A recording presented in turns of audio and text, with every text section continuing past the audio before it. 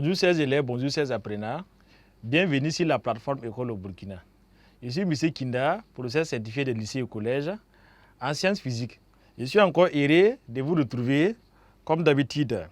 Et ce matin, nous allons poursuivre avec les collections des exercices. D'abord, comme nous avons prévu sur le condensateur, le chapitre 11, le condensateur. Donc, à cet effet, on a prévu des exercices qui vont permettre de vérifier nos connaissances et les aptitudes, les habiletés qu'on a acquis lors du cours. Donc, nous allons lire d'abord les exercices. Donc, séance de lecture, nous commençons par l'exercice 1. Un condensateur de capacité C est chargé à travers une résistance R. À l'aide d'un générateur délivrant une tension constante I0. Le condensateur est entièrement déchargé avant la fermeture de l'interrupteur. À la date T égale à 0, on ferme l'interrupteur. À la date T, l'intensité de courant est désignée par I et la charge par Q, la tension entre ces armatures par UC et la tension au bord de la résistance par UR. Petit 1, expliquez brièvement le comportement des électrons libres du circuit à la fermeture de l'interrupteur. Question numéro 2. Expliquez comment varient UC, UR et I et Q durant la charge du condensateur en précisant les valeurs initiales et les valeurs finales. 3. Rappelez les relations qui lient I et Q d'une part et IC et UC d'autre part. Question 4. Établis à la date T la relation qui lie UC, UR et U0. En déduit l'équation différentielle du circuit relativement à la tension UC. Exercice numéro 2. Un condensateur de capacité C égale à 5 microfarad est chargé par un générateur de F et M constante, grand E égale à 12 volts, et de résistance interne R égale à 2 ohms. Calculer la charge acquise par le condensateur. Question D. Calculer l'intensité du courant à l'instant où l'on ferme le circuit, la charge du condensateur étant nulle. Petit 3. Quelle est l'intensité du courant à la fin de la charge? Donc, voici, entre autres, les questions que nous allons tenter de répondre à la lumière du cours que nous avons vu ensemble. Donc, nous commençons avec l'exercice numéro 1.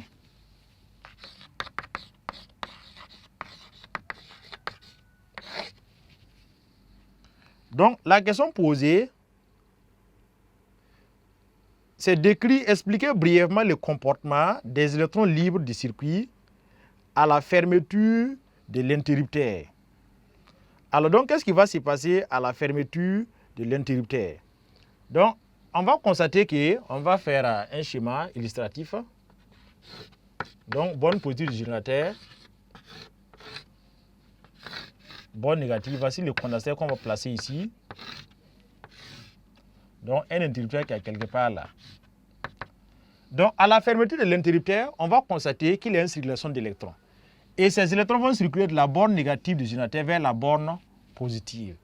Et dans leur mouvement, ils vont croiser le condensateur. Et quand ils vont le croiser, le côté, l'armature ou la plaque reliée à la borne négative va se charger négativement, tandis que celle reliée à la borne positive va se charger positivement. Donc voilà ce qu'on va observer. Donc les électrons vont de la borne négative du générateur vers la borne positive et arriver au niveau du condensateur, là, ils chargent ce côté de signe moins et l'autre de signe plus. Donc petit 1, le comportement des électrons, petit 1, comportement des électrons.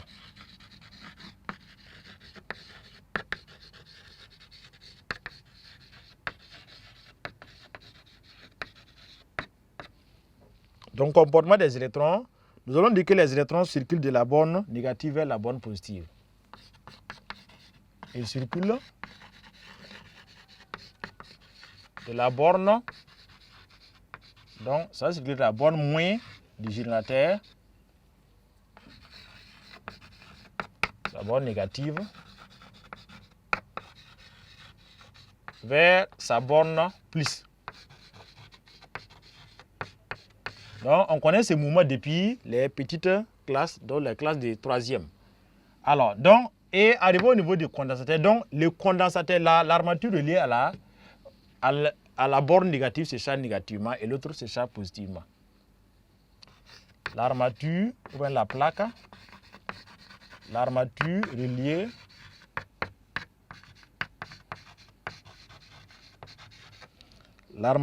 à la borne négative, à la borne moins, se charge négativement.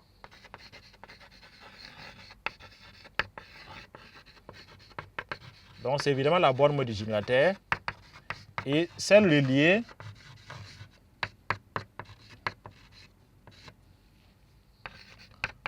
à la borne plus se charge positivement.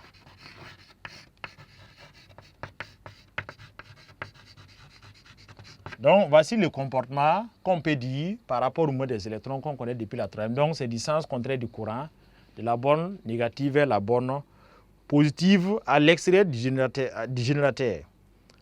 Question numéro 2.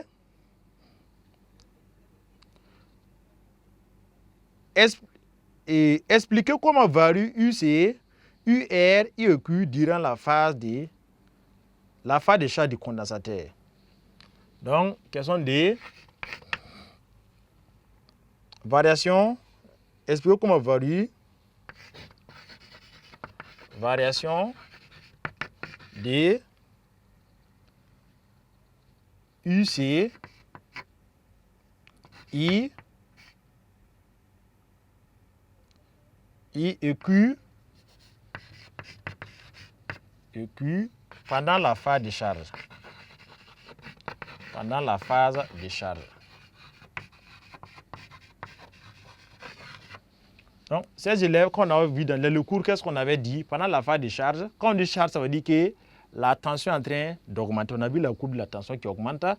Donc, ce qui veut dire que ici, U c'est de T en train d'augmenter. Donc, la fonction s'accroît. U c'est de T croît. Et qu'est-ce qu'on a dit par rapport à I? Quand le U se croît, le I, lui, à son niveau, sa valeur est en train de baisser. Donc, I décroît. Le I de T décroît. Donc, sa valeur au départ, on a dit que c'était maximal I sur R. On va à la fin, quand le condensateur sera chargé, le I va s'annuler. Et pour le Q, on sait que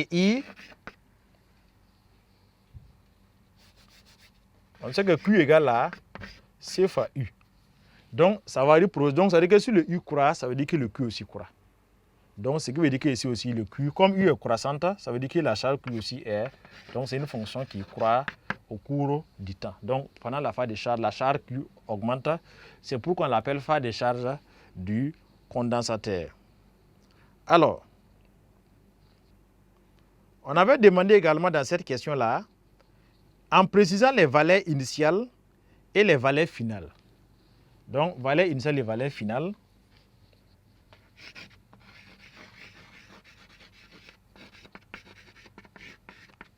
Donc, pour les valeurs initiales, nous avons la tension au départ, U0 est égal à 0. Au départ, il n'y a pas de tension, il commence à charger. U0 est égal à 0. Et à la fin, U à la fin égale à... Comme le générateur a une tension U0, à la fin, U du condensateur vaut U0 à la fin.